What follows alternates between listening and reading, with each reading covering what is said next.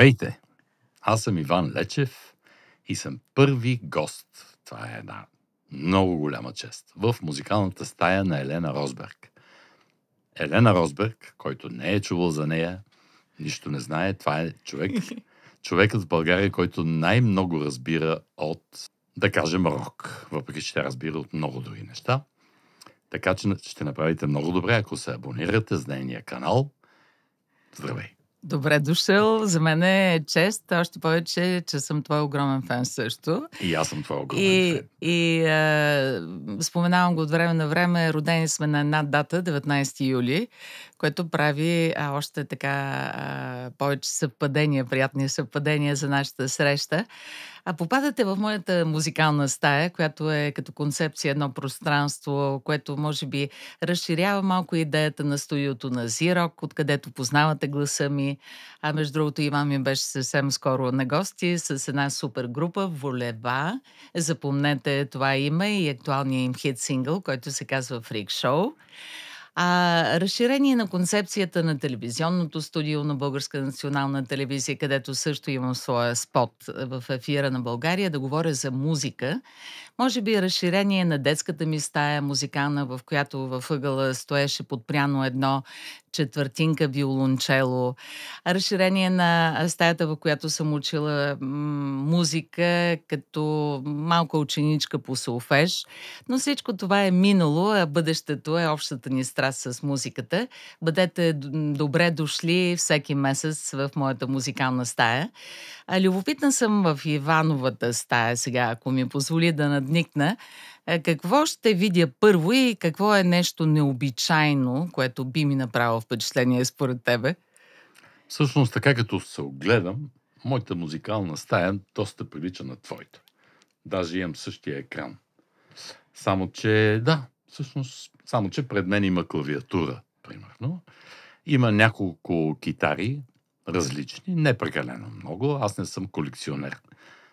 Аз съм изпълнител. Има няколко цигулки, 2 електрически, една акустична и в общи линии средства за създаване на музика. Днес я пуснах за пръв път в нови вид, понеже се местя в ново жилище. Цялото ни семейство се мести и тя още не е в такъв завършен вид като тази. Какво необичайно, сещам се за един много красив старинен часовник, който чака да му дойде времето да бъде закачен на стената, но това обикновено са черешките на тортата. Трябва всичко друго вече да бъде подредено. Не знам дали си се местила няколко пъти. Няколко пъти, да, целия си живот съм местила. Това е 4-тия път в моя живот и много се надявам да е последен, защото този път стана страшно, наистина. Като говориш за часовник, в рамките на нашия разговор, сигурно ще те преместя малко назад, може би пък и напред във времето. А времето има ли отношение към правенето на музика? Има до толкова, доколкото никога не стига. В смисъл, вдъхновението е нещо... Скоро си спомням, че говорих с някого по този въпрос. Някой ме питаше как се поражда музикална идея в главата ми. А тя се поражда, като мисля много дълго време върху това, което искам да направя. И доста дълго време нищо не се случва. И в един момент нещо казва, изглежда като клапан, такъв, който се отпушва. И ето я идеята, само че обикновено вече е станало много късно и трябва страшно много да се бърза. И тогава почват безсънни нощи и така нататък. Интересно е, но отстрани даже може би и забавно. Но не и за този, който го прави чак толкова. Срещам те на етап от живота ти, в който, ако така образно и концептуално пак говорим за музикална стая, си имаш различни музикални стаи. С фундацията, с обичайните заподозрения, с Волева, с ФСБ също имате неща, които работите. Твоя лична музикална стая, може би като солов автор на музика или човек ангажиран с някакви солови проекти. Как успяваш да влизаш, да излизаш от една стая в друга? Как се случва? В общи линии аз не участвам в организацията на това нещо. То просто се случва. В смисъл, не ми остава време аз самия да търся нещата. Те ме намират, защото това е непрекъсната верига от събития, които преливат от едно в друго. Ето сега, например, с фондацията започваме първия си авторски албум. И фактически моето преместване се случи в много лош момент, защото, слава богу, колегите ми са достатъчно търпеливи. Трябва да запиша едно соло цигулка вече. Аз получих демото края на миналата година. И още не съм успял да го запиша, но вече днес или утре най-късно ще бъде готово.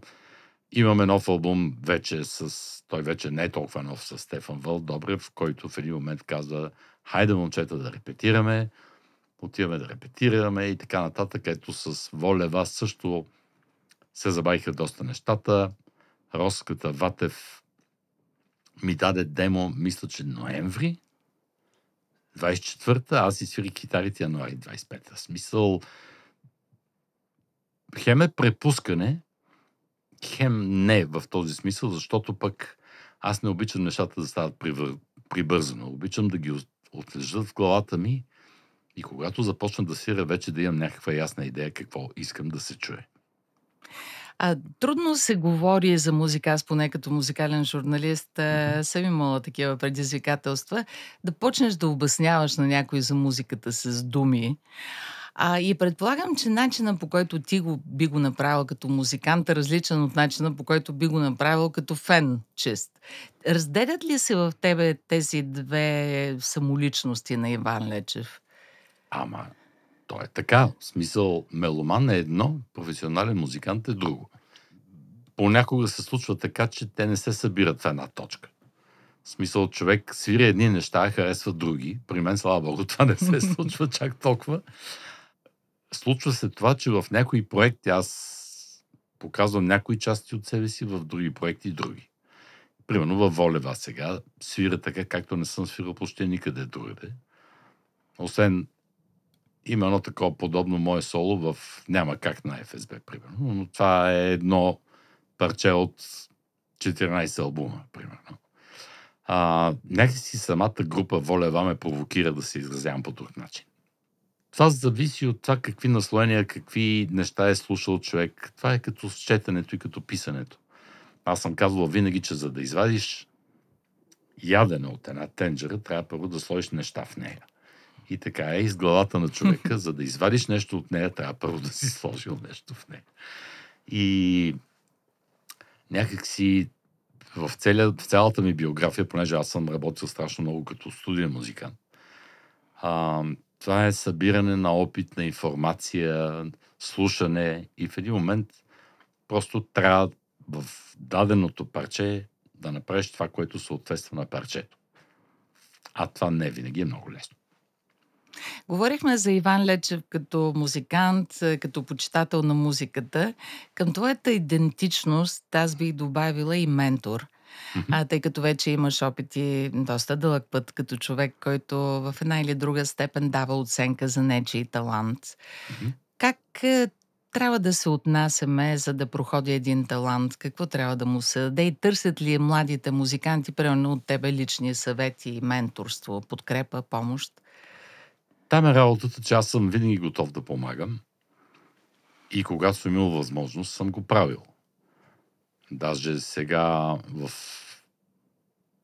последния кръг, така да го наречем, на Гласа на България, имаше един интересен младеж, който направи парче, в което ми предложи да свиря китара. Аз му бях обещал в ефира на телевизията, че съм готов.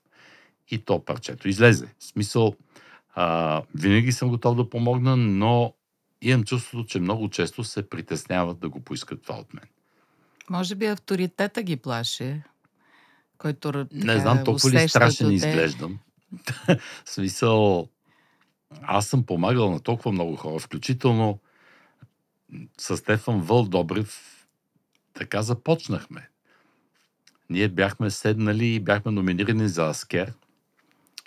Той, аз и Петьо Радевски от Пловдивския театър седяхме заедно в залата и чакахме на кого ще дадат Аскера. Аскера го дадаха на Петьо Радевски, а ние с Стефан си останахме приятели за цял живот. И той тогава беше имаше страшни идеи в главата си, но малко или повече се чудеше как да ги направи и аз моментално се включих още в движение. Той тогава си спомням, че също така с леко притеснение, защото вече, нали, ние с ФСБ бяхме голямата работа. Пък ето какво се получи. 40 години приятелство и работа заедно. Като говорим пак за млади таланти, със сигурност ни гледат и в момента хора, които са изкушени от музиката и като музиканти. Какъв съвет би дал да пеят на английски или на български, тъй като това е една тема, която минава и през моите интервюта много често в ефира на Зирок, когато обсъждаме нова българска музика? Този проблем си стои пред всеки, който пее.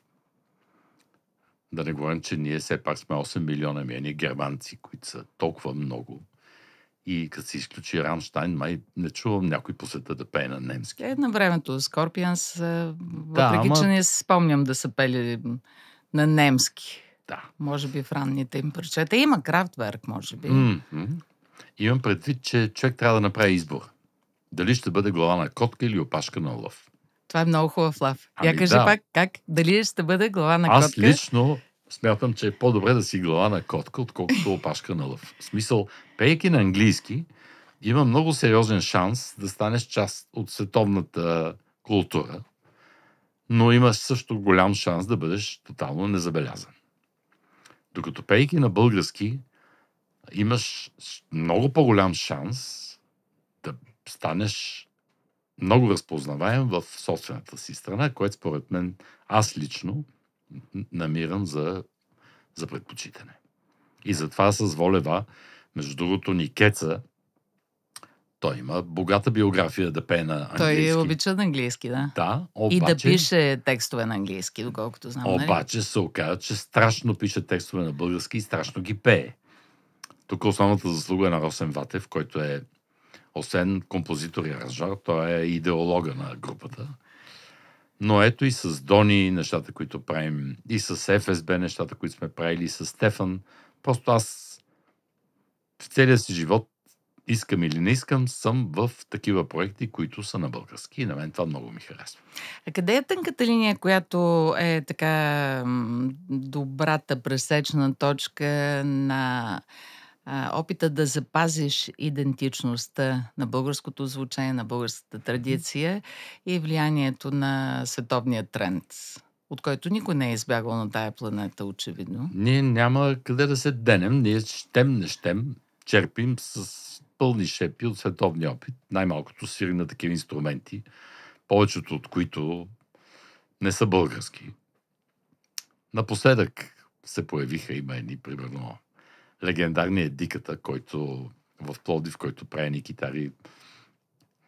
Виждам колегата Ангел Джоргеров, че само на неговите китари свири вече. Той има и други, както и аз доста. Имам предвид, че трябва да се вземе до толкова, че да не си загубиш собствената физиономия. В смисъл, както се случваше на времето, когато пътувахме много в чужбина, по клубове из Норвегия, знаеш за какво става дума, защото тогава нямаше как да си купим инструменти, които ни трябваха, за да се изразяваме. И това беше едва ли не единствения начин да се намерят пари, с които да купим тези инструменти и така. Става дума, че много хора просто си останаха в този свят. Това е едно доста сигурно, но много би го нарекал междутруско съществуване, защото ти си де-факто част от персонала на клуба, в който работиш. И нищо повече от това.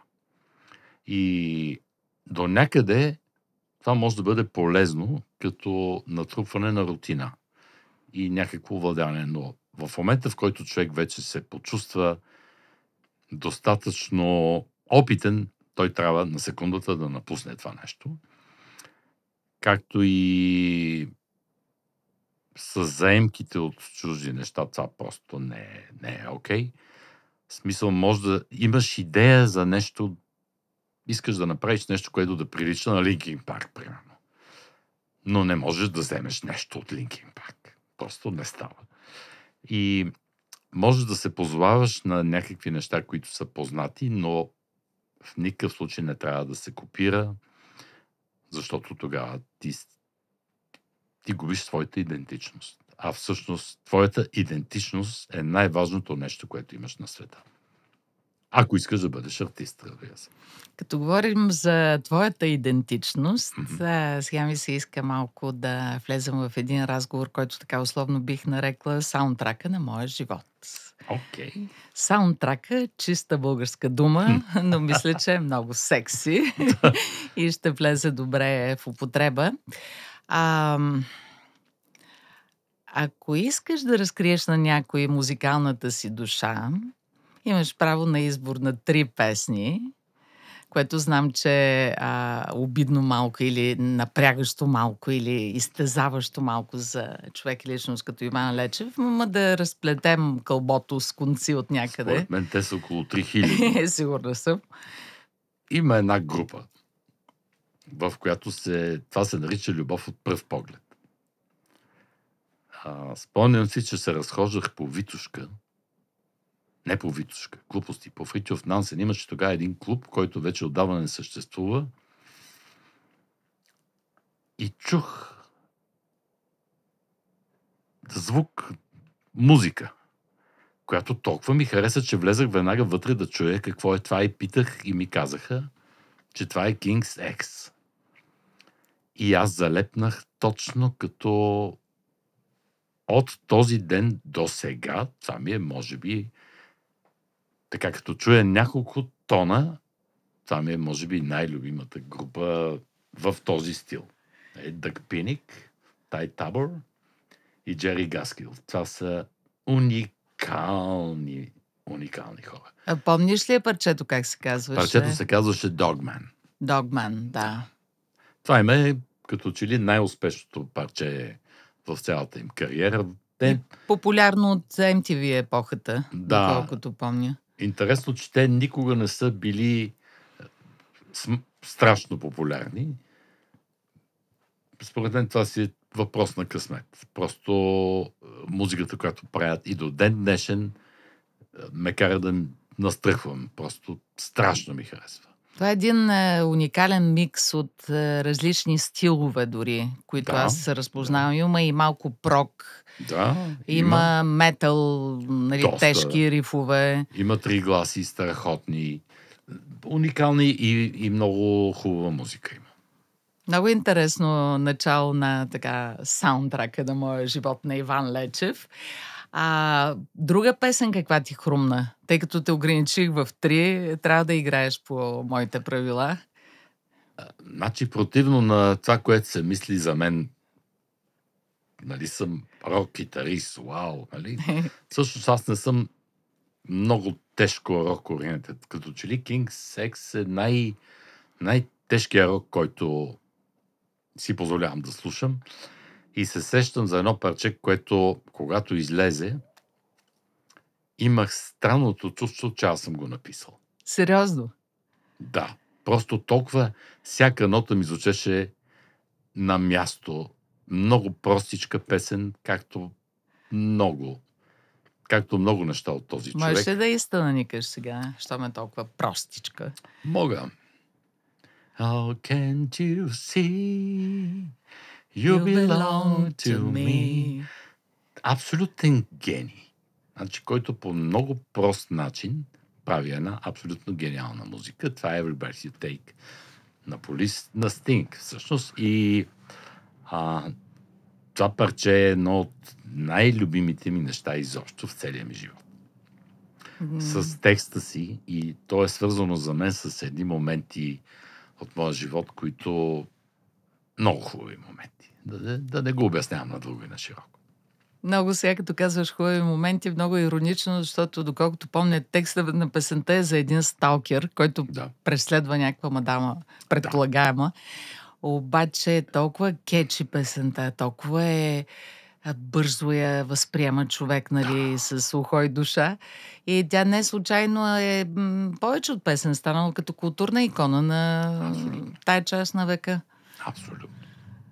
Да. И Стинг продължава да е толкова актуален. И Как успява да държи ръката си на пулса на това, което става в света?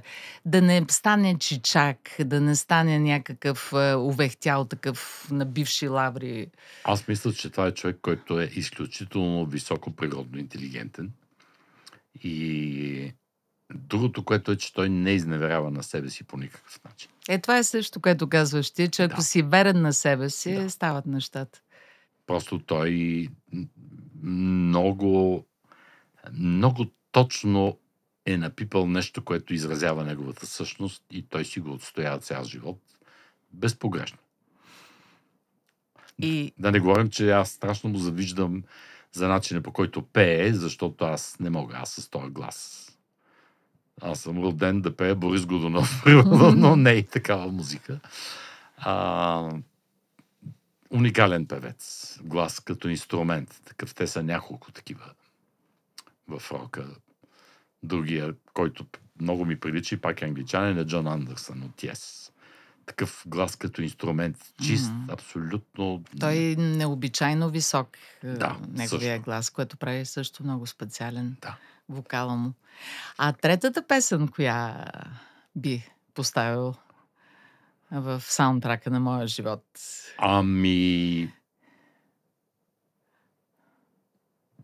Има една песен на ФСБ.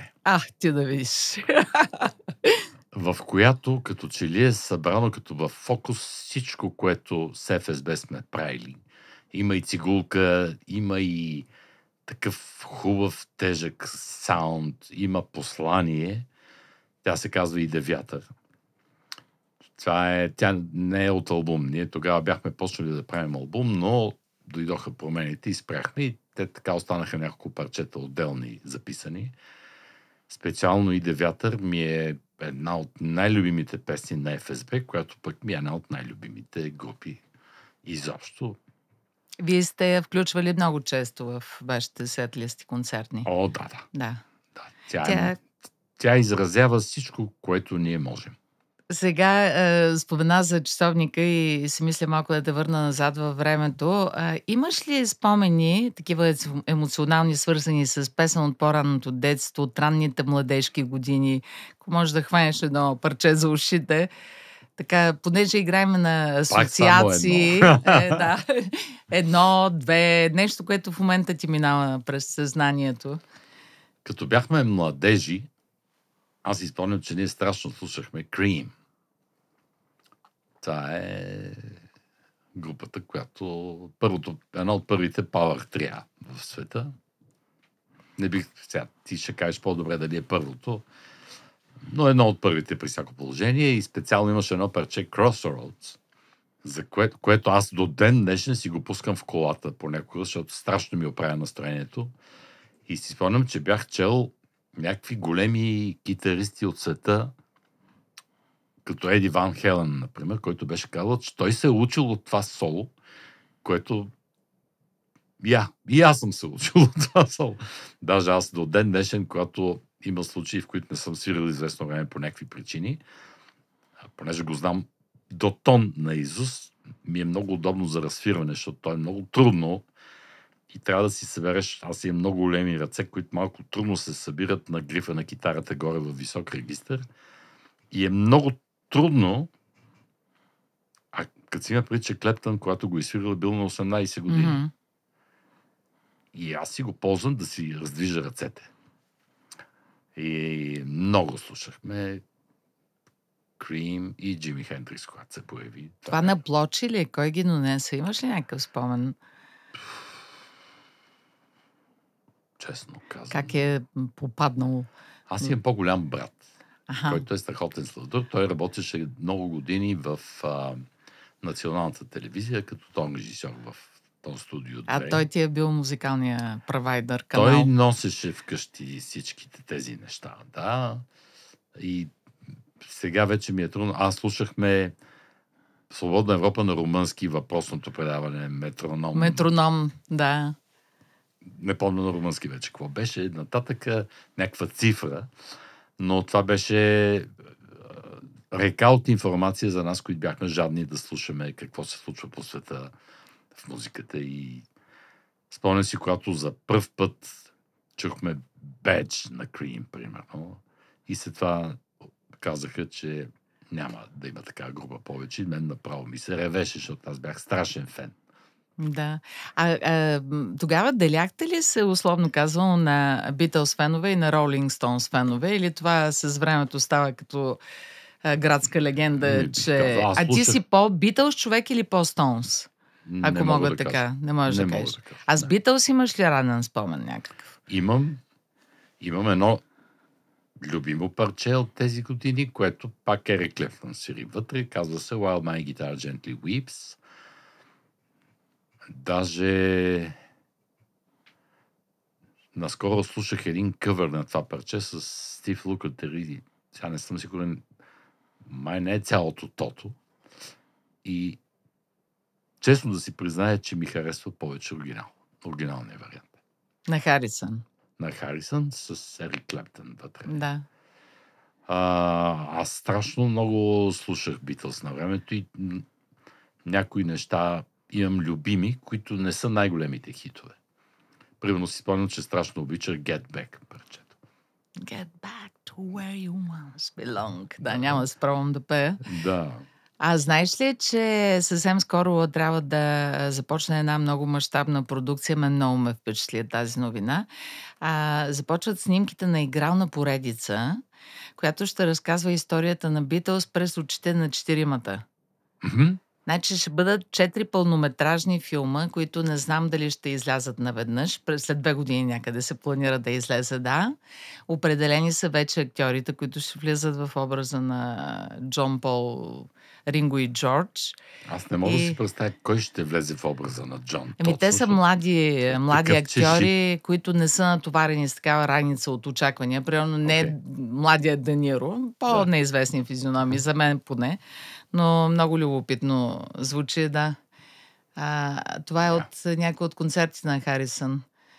Той ги събираш всичките големци и ти спомена нееднократно и Ерик Клептън. Да.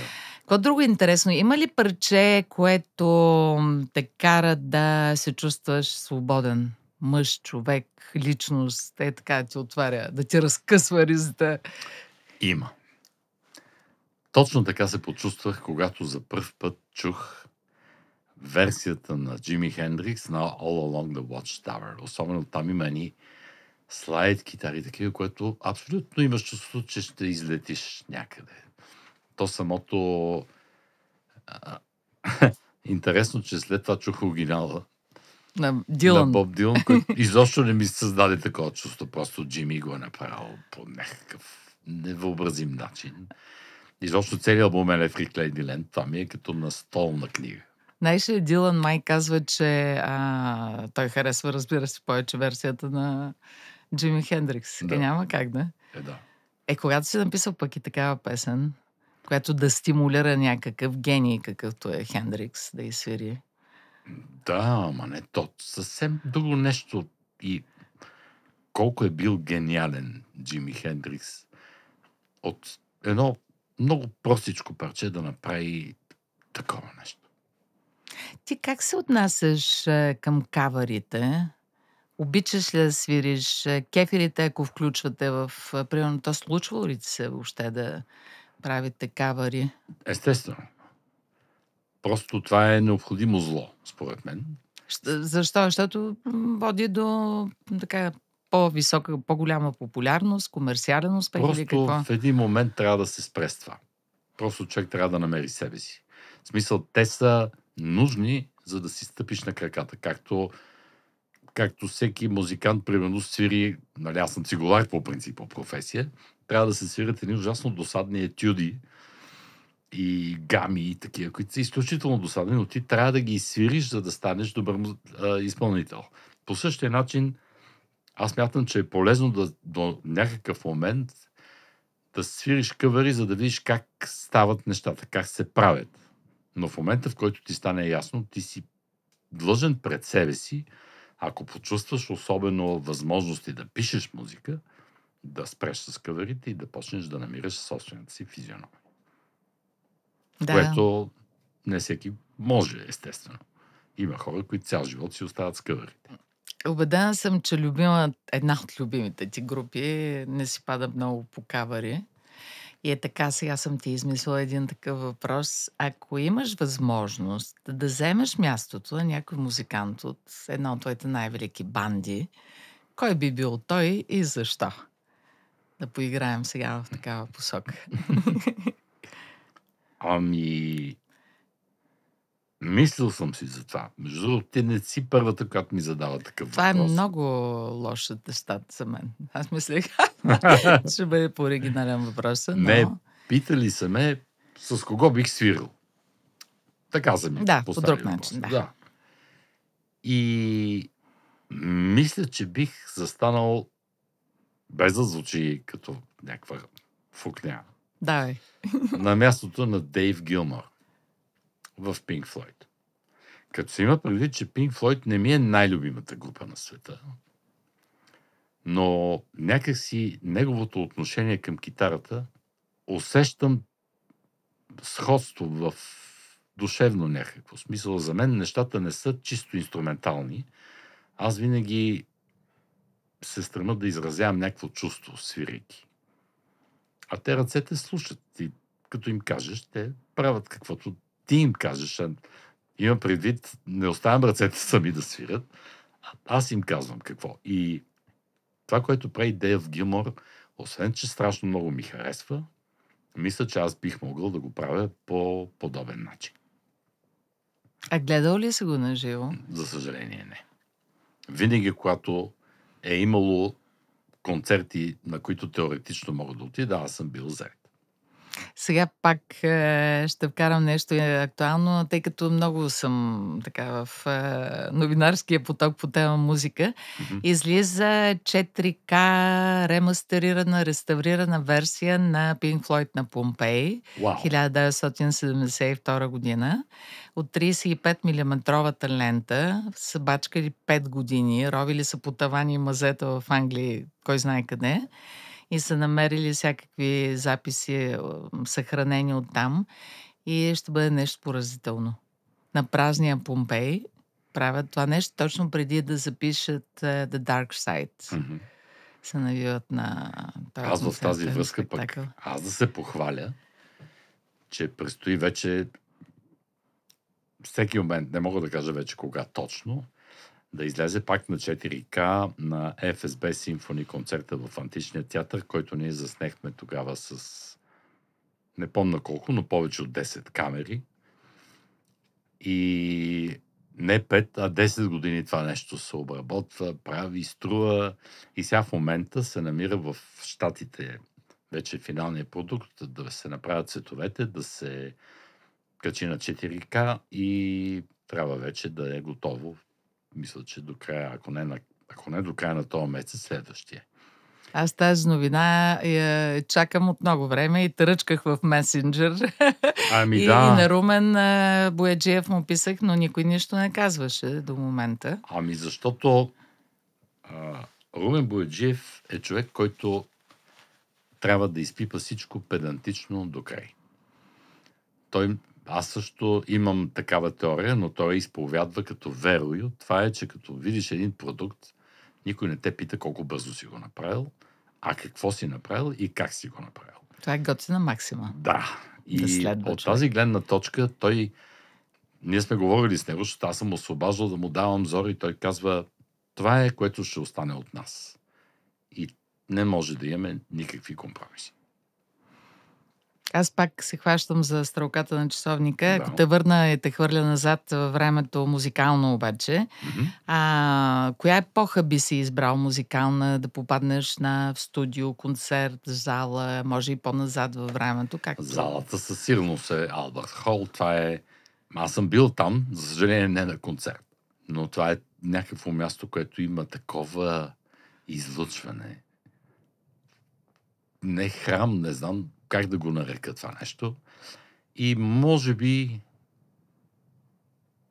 този период от време, когато започвахме с ФСБ нещата, смисъл 70-те, музиката беше някакси много по-понятна, много по...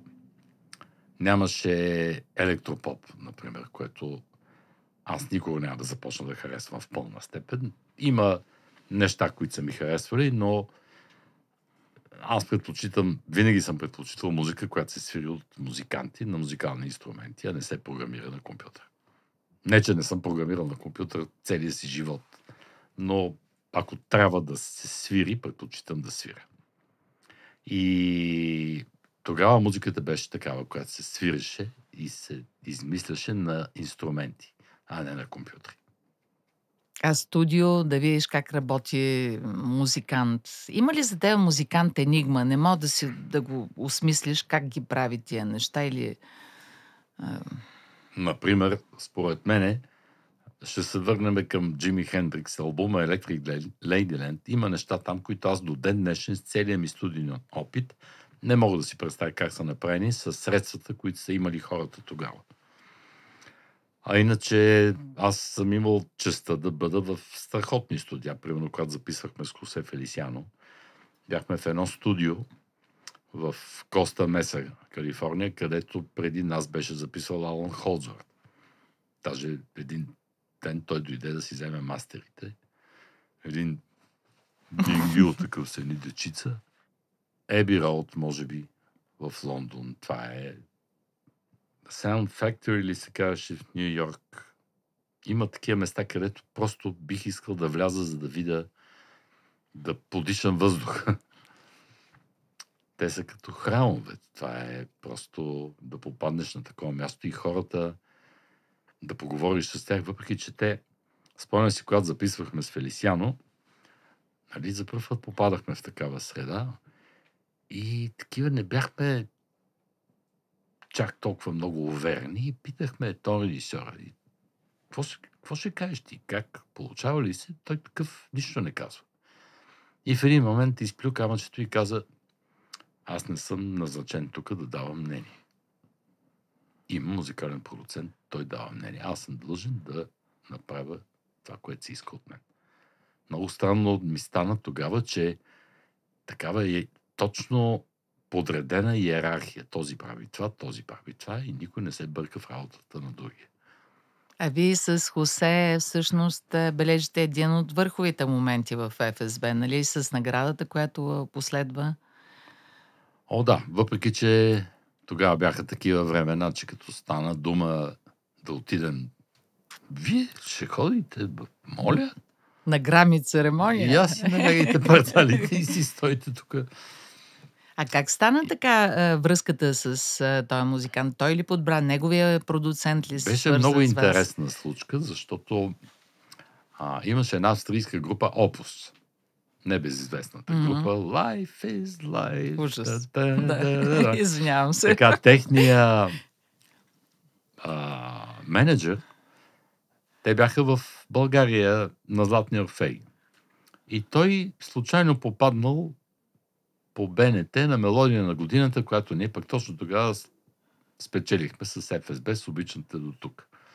И то с каква песен? Да, и човека, един австриец, който между другото се оказа нещо като австрийски Остап Бендер. Но даже му помня името, Хелмут Шерф се казваше, който изпълняваше и функцията менеджер на Хосе Фелисиано по някакви причини. Не знам как. И той ни покани на среща, която се състоя в Братислава. И решихме, че той ще работи за нас. Направи се цяла фотосесия.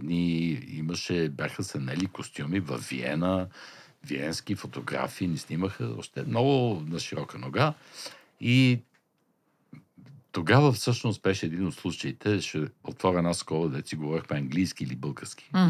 Опитахме се на ФСБ текстовете да ги преведем на английски и се оказа, че няма как да стане. Да. Защото Вашето е поезия. Много песни са базирани на поетични творби. И това не става. Не се предава посланието. Но ето виж, Хосе пее на английски, на испански. Да, макар че те и двата езика са конвертируеми като езици за музика, нали? Не, то зависи посланието какво е. Защото песента съдържа посланието заедно с текста. Мгм. А като промениш текста, посланието става друго. И някакси не става връзката между двете. Въобще си мисля сега как би било на английски "Обичам те до тук". М. Голям зор, всъщност. Става безмислица. Абсолютно. Да. И така да приключим М. саундтрака на моя живот, нашата игра. Някаква песен. Ти вече спомена многократно, че има музики, така музикални спомени, които те връщат в много щастливи периоди от живота ти, на щастливи места. Една песен, друга да ми посочиш, която те кара да връщаш такива много щастливи спомени. Някакъв момент от живота ти, професионален, личен. Страшно много такива песни има. Просто като се замисля, много.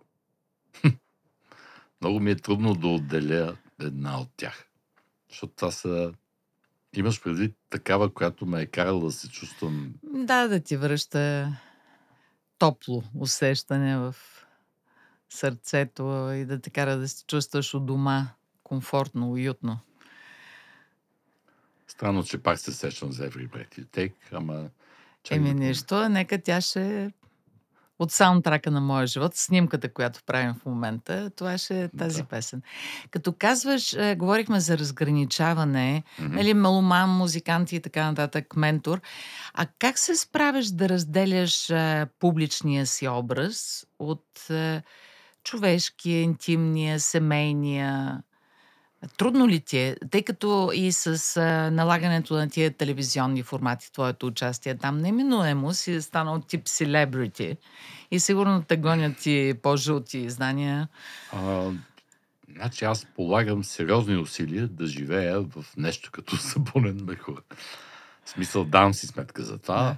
и не знам дали съм прав. Но за мен това е начина.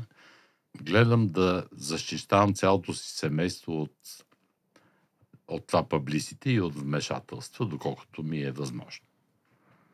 И гледам на това много сериозно, между другото, защото не искам моя живот да бъде публично достояние и няма защо. Трябва да се пази хигиена. В това очевидно, отношение да. съм безкомпромисен, да.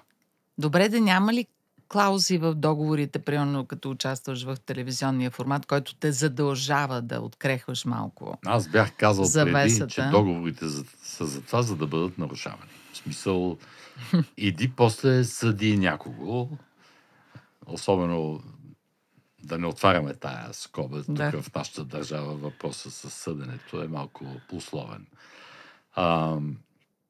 Да не се стига до там. Имам клауза, която ме задължава да участвам аз лично във всякакви интервюта. И това е така. Извън това обаче никой не може да ме накара и семейството ми да се включи в това, ако аз не искам. Ето тази година, например, изненадаха. С Жени, с Невероятен участието беше... номер ми скориха, да. А ти, честно, знаеш ли? Не.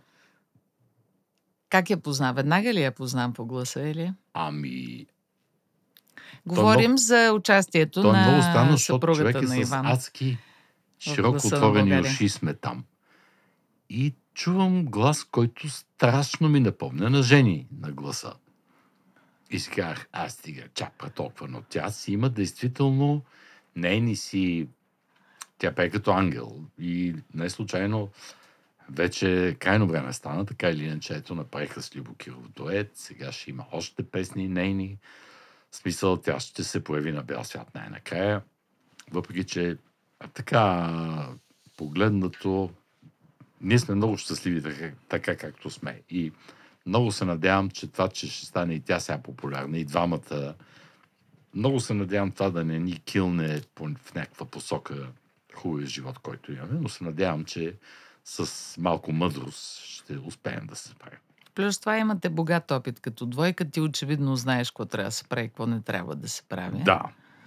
Говориш за хигиената по отношение на публичността на едно семейство. А малкият човек го пазите в страни, сина ви? Малкият човек минава по пътя, по който минава всеки тинейджър. Да. Нагъваме Макдоналдс, пием Кока-кола, всеки, въпреки че вкъщи се знае, че това не е добре, че нали, ще мине през всичко, което трябва. С музиката? Той е убийствено талантлив. Аз много се съпротивлявах на идеята да става музикант. Но той просто носи музиката в себе си. Това е положението. Няма къде да се денем. И като всички деца на колегите от ФСБ и той към барабаните. Що така става? Той не знам. Нямам представа. Но това са фактите. И на Румен Бояджиев децата, и на Коси Оцеков сина му, сега и този младеж, вече големия ми син, той съвсем други неща отида и слава Богу, трябва да има някой, който да изкарва пари. Да. Барабани. Той свири на ксилофон, на всякакви ударни. Даже сега тия дни, утре заминава на конкурс Бургас. На конкурс по ударни инструменти и се надяваме да спечели. Успех. Благодаря. Ти чул ли си някоя група напоследък от него, през неговия Spotify, нещо, което ти е направило впечатление? Говорите ли си и срещате ли се така в музикално отношение? Той сега е точно в тази възраст. Това лято ще навърши 13 години. Значи слуша много интересни неща. Вероятно по-интересни от твоите. Большинството от тях са абсолютно неслушаеми за мен. Добре, нещо, в което така си надал ухо и ти е направило впечатление. Не бих казал. Какво слушат 13 годишните? Невероятни рап. Да, предположих, това е едното. Ню метал или не? Те малко по-големи. Не са стигнали до ню метал още. Сега са електро, техно, поп и рап. Това е. Добре. И в общи линии търсят неща, които да ги размиват, а не които да им харесват. Защото има, нали, едно е да се кикотиш, друго е да слушаш с внимание. Те още не са стигнали до слушането с внимание, мисля аз. Той дава ли си сметка ти какъв си? И майка му? Сигурно. Не е глупав, но това си един най-нормален тинейджър. Да. Много е готин, когато иска, когато не иска, не е готин. Тая зодия лъв, доколкото съм забелял, те са на крайности. Или са ужасно готини, или са ужасно кофти. Един и същ човек го виждаш как в един момент ти иде да го изядеш, да го хрускаш, в следващия момент ти иде да го удушиш. Да, и аз къщи имам един лъв и гарантирам. Съгласна си с мен. Да, сега Иван Лечев пада в музикалния ми капан. Оле. Глупости. Смешни въпроси, които надявам се да ти са забавни. Или е. Да. Така опцията. Диско или фънк за танци в нощен клуб. Фънк. Ти още танцуваш ли? На времето танцувах много. Освен това аз страшно обичам и фънки мюзик. И така липсва ми групата Dirty Purchase, с които много години наред свирихме фънк, R&B, такива неща, но там нещата просто... Има ли в някоя от актуалните ти групи вероятност да чуем малко по-фънкарски парчета? Не. Няма... Не. То ви трябва басист много як. Не само. Трябва грув, трябва самото парче да е такова. Да. Примерно с ФСБ имахме за микс преди да бъдеш все първи. И това е точно фънки парче. Да напишеш песен с Фреди Мъркюри или с Дейвид Боуи? Кое би било така по-апетитно? По-голямата провокация с Дейвид Боуи определено. Но Фреди Меркюри е певеца на века, смисъл. Това е... Аз не знам. Дейвид Боуи на мен ми е по-интересен като личност, отколкото като певец. Винтидж китара или някакъв нов модел? Допреди известно време бих казал винтидж. А сега какво се промени? Появи се диката, така наречения. Ти каза за него, да? Да, който прави съвременни инструменти перфектни. Сигурно има и други, но аз просто попаднах на него съвсем случайно, като му занесах моя винтидж инструмент да му сменя пракчетата и не помня как се заговорихме. Той е страшен чешит. Той е, между другото, потомък на баба Тонка. Да, той се От казва... Русе ли е той? Не, той е от Пловдив, Мгм. но от рода Обретенови, които са роднини са. Ранно ставане или късно лягане? И двете. Живота ми е такъв, че аз не мога да си легна рано. Просто няма как, не се получава. Даже напоследък, вече, понеже с това преместване, падам като сноп в леглото. Но не стана ли рано, деня се свършва ужасно бързо. Просто не мога да си позволявам да спа до обяд. Между другото, като говорим сега, защото това е и стил на живот, който човек трябва да има на ума, ако иска да е активен. Да. Забелязвам вече от доста години много големи рок-музиканти се отказаха от алкохола изцяло. И аз имам такова намерение. Да. Какво ти е мнението? Това помага на активния музикант, на човека на сцената? Защо го правиш? Защо би го направил ти? Аз вече не съм употребявал алкохол повече от 2 месеца и се чувствам изключително подмладен. Просто се чувствам пълен с енергия и желание за работа. И съм си мислил, че имаше един случай, в който бяха ме заснели в клуба Swinging Hall с Dirty Purchase. Аз очевидно бях употребил сериозно количество, ние уиски пиехме тогава. И погледа ми не изразява нищо и се опитвам да свиря някакво соло. Това беше видео.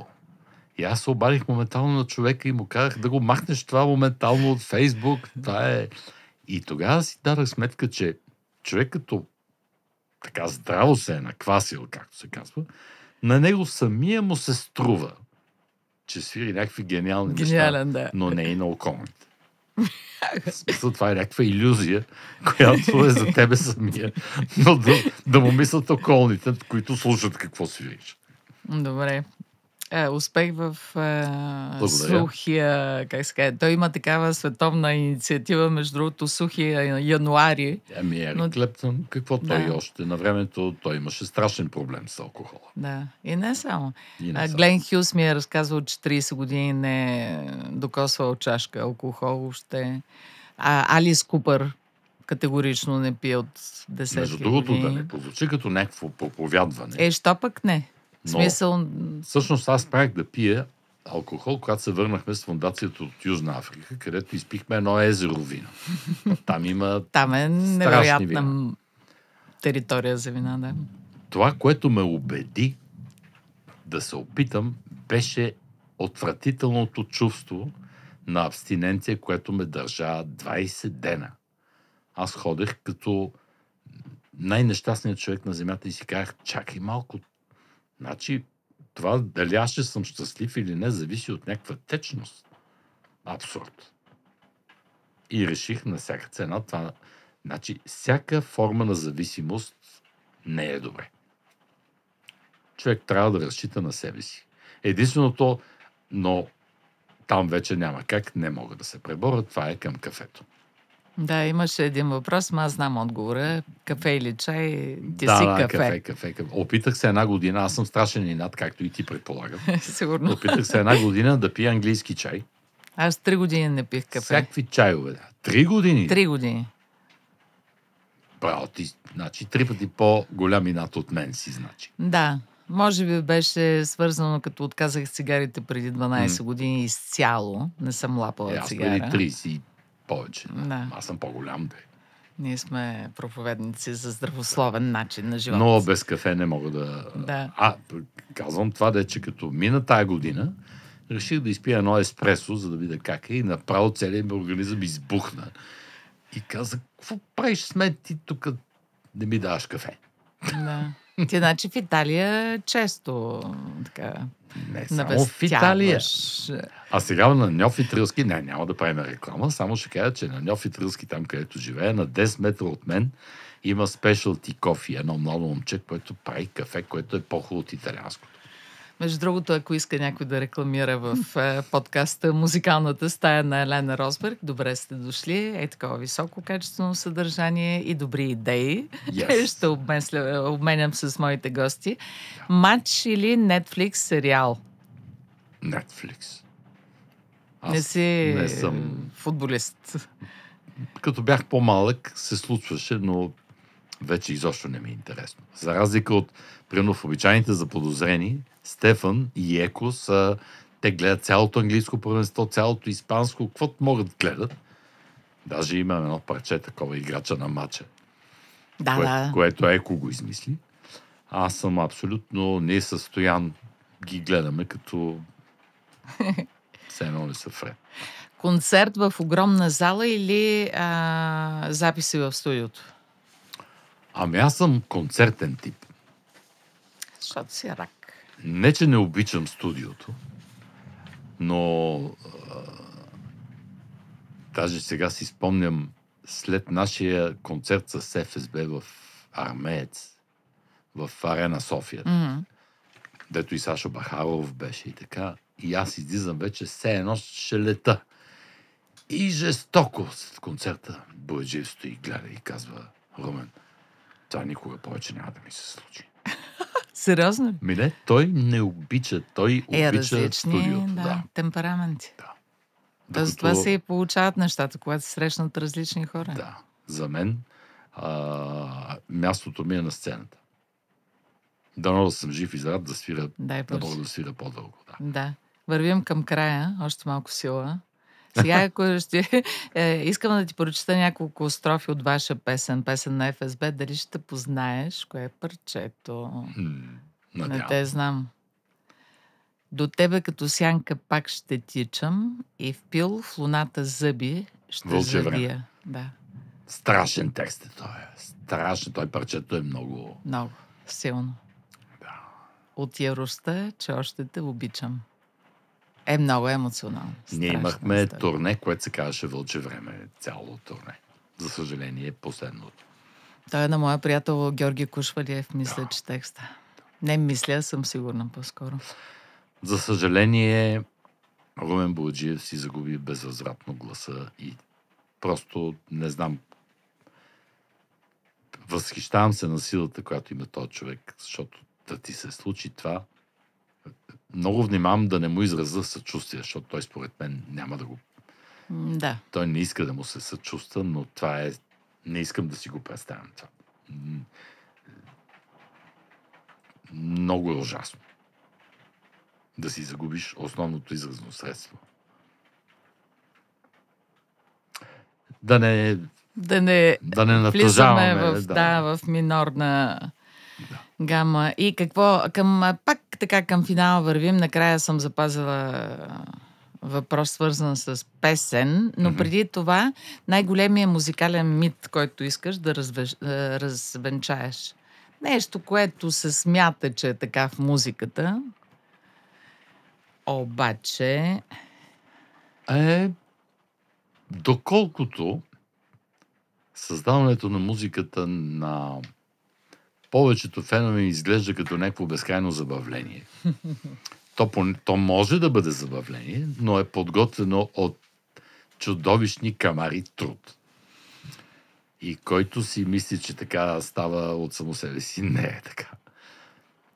Пак като лафа за тенджерата, че преди да извадиш нещо от нея, трябва да сложиш нещо в нея. В смисъл, хубавото е, че колкото повече работиш, толкова по-лесно става. Така че има светлина в тунела. Това аз сега, понеже го говоря на сина ми, непрекъснато малкия, и той почва да усеща, че като посвири повече му става лесно. Защото барабаните не са проста работа. И това е така, че като штракнеш пръсти и се появява хит. Няма такова нещо. А вие джамите ли двамата? Ти да грабнеш китарата, примерно? Случва се, чат-пат, да. Рядко, но се случва. Той по-скоро сега, той свири някакви страшни сола. От първи момент, в който вече разбрах, че отива сериозна работата, аз му купих сериозни барабани. За да не си губи времето с залагалки, купих му Yamaha Stage Custom с кардан. В смисъл, като двоен бас барабан, и той ги мачка яко.